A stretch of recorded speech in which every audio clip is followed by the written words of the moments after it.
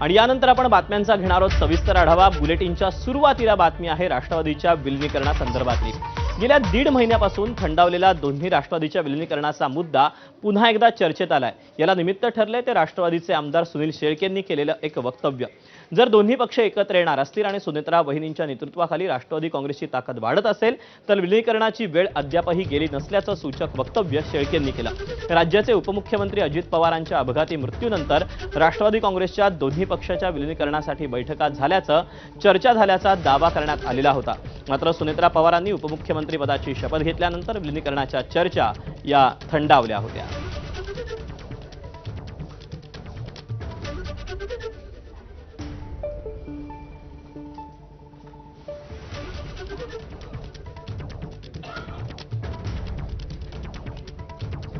च्या पश्चात राष्ट्रवादी काँग्रेस पक्षाचे राष्ट्रीय अध्यक्ष म्हणून उत्तराधिकारी म्हणून सुनेत्रा वहिनी झाल्या पाहिजे।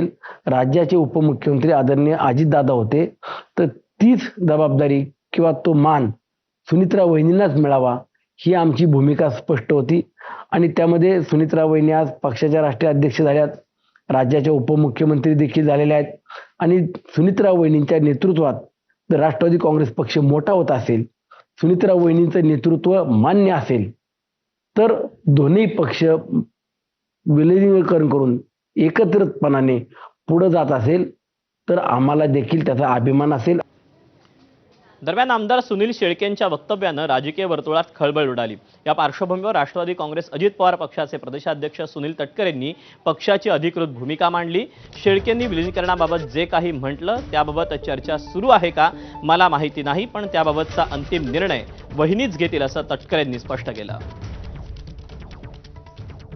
एक नक्की आहे की वहिनींच्या नेतृत्वाखाली पक्षाचं काम पुढच्या कालावधीमध्ये सुरू व्हावं। दादांच्या दुर्दैवी निधनाच्या नंतर हा निर्णय त्यांच्या सर्वांच्या सहमतीनेच राष्ट्रवादी काँग्रेस पक्षाने त्या कालावधीमध्ये घेतला। आणि प्रचंड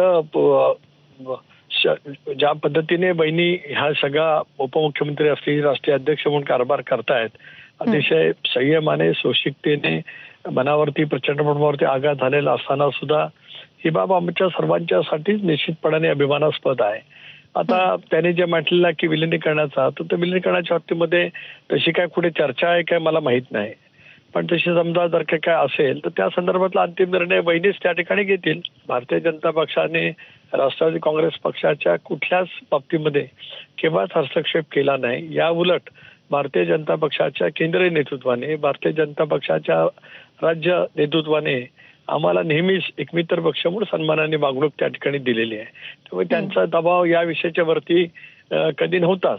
आता राहिला भाग पक्षांतर्गत आता आमचं कोणाचं काय म्हणणं असंच काही कारणच नाही। सुरुवातीच्या कालावधीमध्ये ज्यावेळेला आम्ही निर्णय घेतला तो निर्णय त्यांच्या सहमतीनेच त्या ठिकाणी घेतला की ते उपमुख्यमंत्री असतील, राष्ट्रीय अध्यक्ष पदाची जबाबदारी असेल, या संदर्भातला निर्णय आम्ही तो घेतला। आता यानंतर ह्या विषयाला पडदाच पूर्णपणाने पडलेला असल्यामुळे कधी माझी आणि बहिणींची आम्ही अनेक वेळेला अनेक राजकीय विषयांच्या वरती चर्चा जरूर केली, पण या विषयावरती चर्चा करण्याचा मुद्दा कधी आलाच नाही।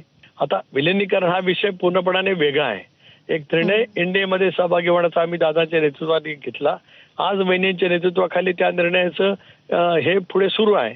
त्यामुळे आज या विषयावरती मी काय बोलू इच्छित नाही, एवढंच मला आपल्याला या निमित्ताने सांगायचं आहे। दरम्यान तटकरेंनी स्पष्टीकरण देताना काय नक्की म्हटले आपण जाणून घेऊया। तटकरे म्हणतात विलीनीकरणाची वेळ गेली नाही, ही सुनील शेळकेंची भूमिका व्यक्तिगत की पक्षाची माहीत नाही। सुनेत्रा पवारांकडे आम्ही सर्वांनी एकमतानं नेतृत्व दिलं। विलीनीकरणावर पुन्हा चर्चा होतीये का ते माहीत नाही, पण निर्णय सुनेत्रा वहिनीच घेतील। विलीनीकरणामध्ये भाजपकडून कधीही दबाव नव्हता आणि नाही। विलीनीकरणावर आम्हा नेत्यांची काही भूमिका नाही। सुनील शेळके कोणत्या संदर्भात बोलले माहीत नाही, त्यावर भाष्य करणार नसल्याचं सुनील तटकरे यांनी म्हटलेलं आहे। सुनेत्रा वहिनींसोबत विलीनीकरणावर कधीही चर्चा झाली नसल्याचं तटकरे यांनी स्पष्ट केलं। विलीनीकरणाच्या चर्चेवर पूर्णपणे पडदा पडला, पण पुन्हा चर्चा होतीये का ते माहीत नसल्याचं तटकरे म्हणतात। विलीनीकरणाच्या जर तरवर बोलण्यात काही अर्थ नाही, आज बोलू शकत नसल्याचं तटकरेंनी एबीपी माझाशी बोलताना सांगितलं। मी एकसंध राष्ट्रवादीत वाढलो, 4 वर्ष प्रदेशाध्यक्ष होतो, पवार साहेबांचं मार्गदर्शन मिळत राहिलं.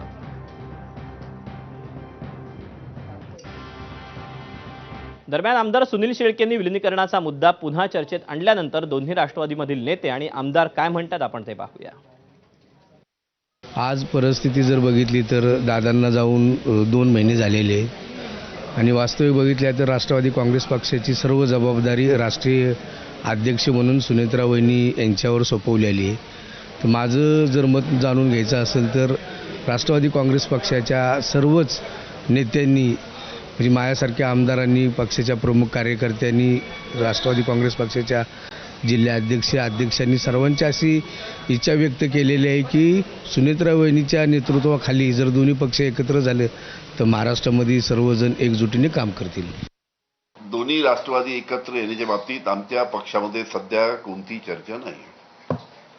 जेव्हा काही चर्चा होईल तेव्हा आम्ही तुम्हाला सांगू, पण सध्या तरी कोणती चर्चा आमच्या पक्षामध्ये नाही. त्यांनी जे वक्तव्य केलं ते त्यांचं वैयक्तिक वक्तव्य आहे, पण आमच्या पक्षामध्ये याच्या बाबतीत कुठेही काही चर्चा नाही.